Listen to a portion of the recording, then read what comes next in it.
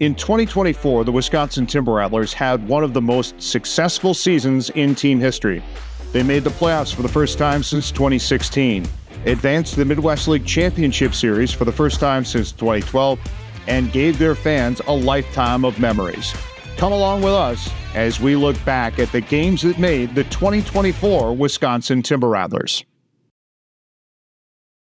Last week on the Games That Made Us, we covered Game 1 of the Wisconsin Timber Rattlers playoff series against the Quad Cities River Bandits. Wisconsin won that game 1-0 in a drama-filled finish.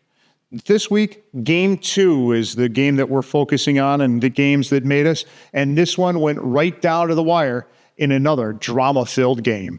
There was an incredible ninth inning with a fantastic finish that sent the Rattlers to their first championship series since 2012.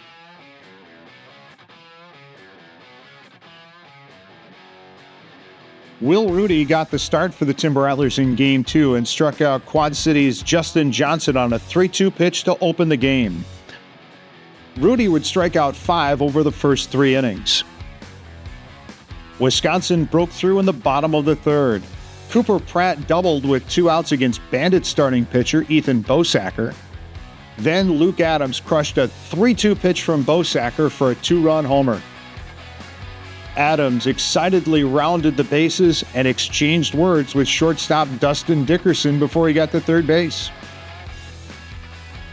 Rudy picked up his 8th strikeout of the game by getting Omar Hernandez for the second out of the 5th inning.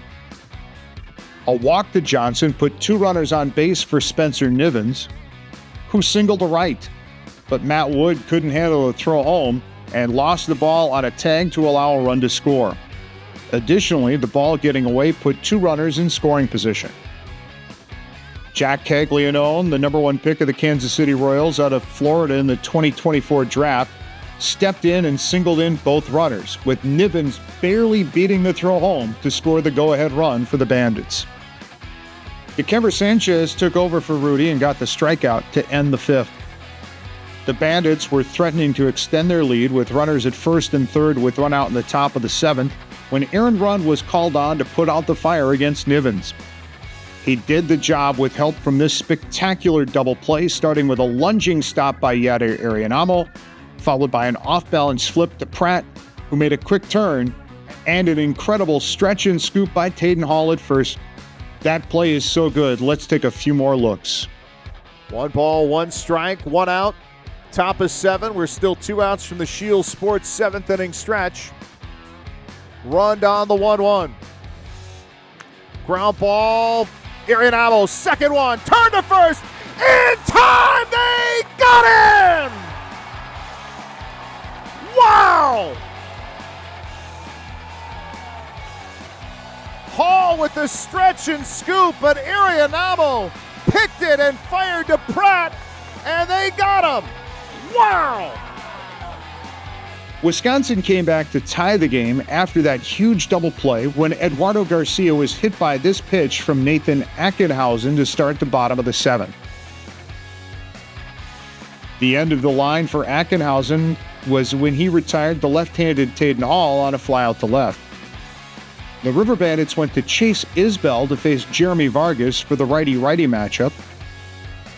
Garcia stole second on the first pitch. Vargas, who had been robbed of big hits on great defensive plays by opponents throughout the season, worked the count full against Isbell, and no one was going to catch this blue. Garcia scored, and the game was tied. Rund retired the first 2 batters he faced in the top of the 8th, but the River Bandits weren't going anywhere. Carson Rockefort walked on a 3-2 pitch. Then Shervin Newton doubled over Vargas to give Quad Cities the lead again. The Timber Rattlers answered in their half of the 8th. Pratt walked to start the inning, but was only at second with 2 outs. Ramon Rodriguez, who had owned Quad Cities pitchers during the regular season, came through with a big hit. This double to score Pratt just missed getting out, and you could feel the emotion as Rodriguez screamed at the Rattlers dugout in a game that was once again tied.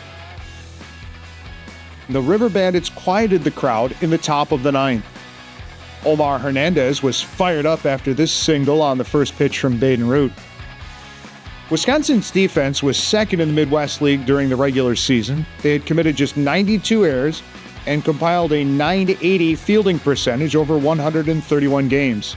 But that defense stumbled on the next few plays. A wild pitch moved Hernandez to second.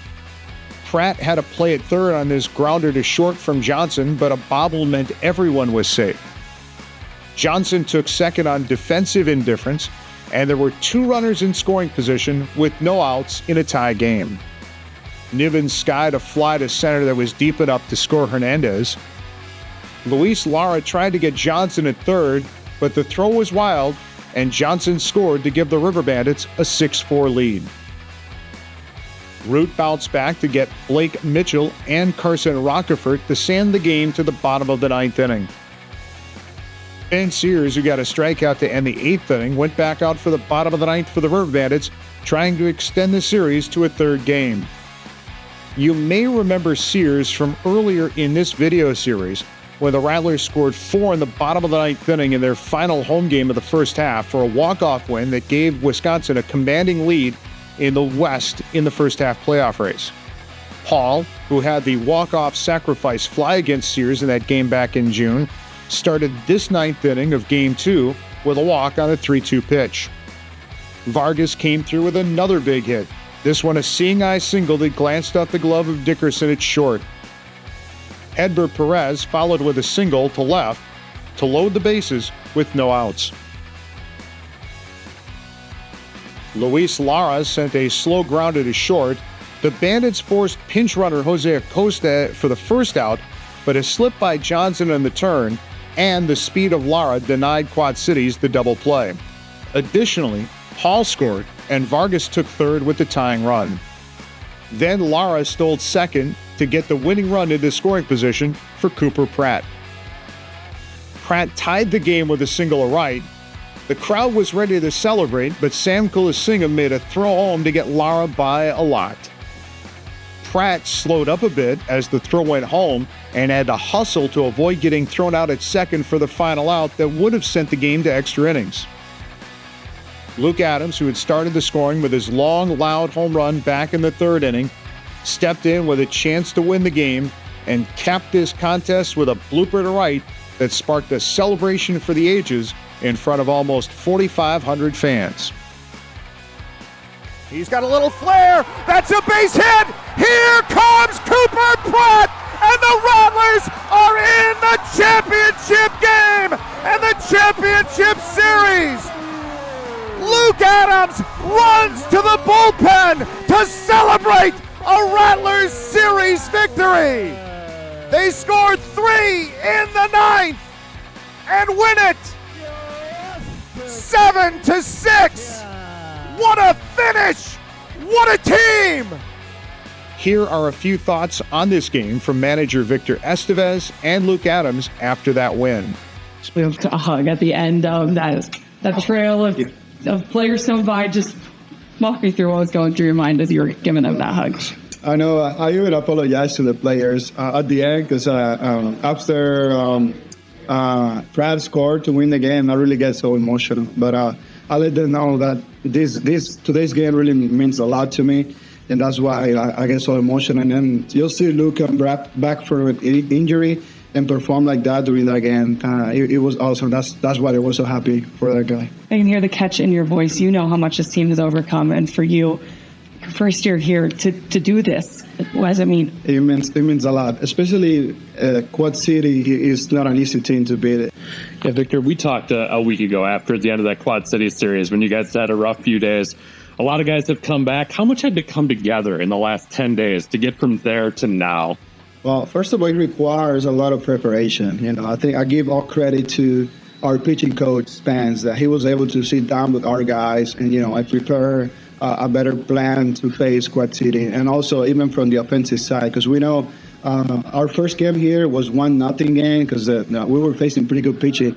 But also credit to our hitting coach and our guys to, prepare a really good plan for the week. And he ended up giving us the chance to go to the championship. What are you thinking? I want the home run? No, on your walk-off RBF. Oh, I knew I just poked it over his head. I just was thinking it was a good game and took home the dub, so it was pretty cool. That's how chill you were? No, I was not that chill, but I'm chill now because I'm tired. It was a great feeling. That was a great team win. We're down at 2 runs in the last inning, so it just shows how good our teamwork is on that team and how we believe in each other. So it was pretty surreal. It was a great back and forth game between you both. What were you looking for on the home run? Yeah, it was a 3-2 count. He was throwing me some sliders and cutters away, and I kind of thought he was going to try to sneak a fastball inside. So I was just thinking, stay through the ball, and he missed his spot, and I just, hit it over left field wall. How sweet is that to get this win with this team after winning Game 5? Oh, he's so sweet. Especially this team we played. They last time we played our home series, they took 5 out of 6 against us. So it just shows the belief once again that even though they destroyed us last time, we really bounced back on it. What a game. Before Game 2, I was in the visiting manager's office talking with Quad Cities skipper Brooks Conrad about Game 1 and how it may have been the best game either of us had seen at any level in a long time. I didn't get a chance to talk with him after Game 2, but I think we would have agreed that it didn't take as long to see another best game. We've talked a lot about the 2024 team breaking a long playoff drought by getting into the postseason for the first time since 2016. One other drought the 2024 Rattlers broke was getting Wisconsin's first home playoff victory since 2012. In fact, this win over Quad Cities came 12 years to the day since a Game 1 victory over Fort Wayne on September 12, 2012, which was also a walk-off victory. And you can relive that game in our companion series, Walk Off into the Weekend. So it's on to the championship series, and Game 1 against the Lake County Captains is our final episode. That is coming up next week. Game 1, Wisconsin and Lake County on the games that made us. Thank you for watching this video, and before you go, please give us a like and subscribe.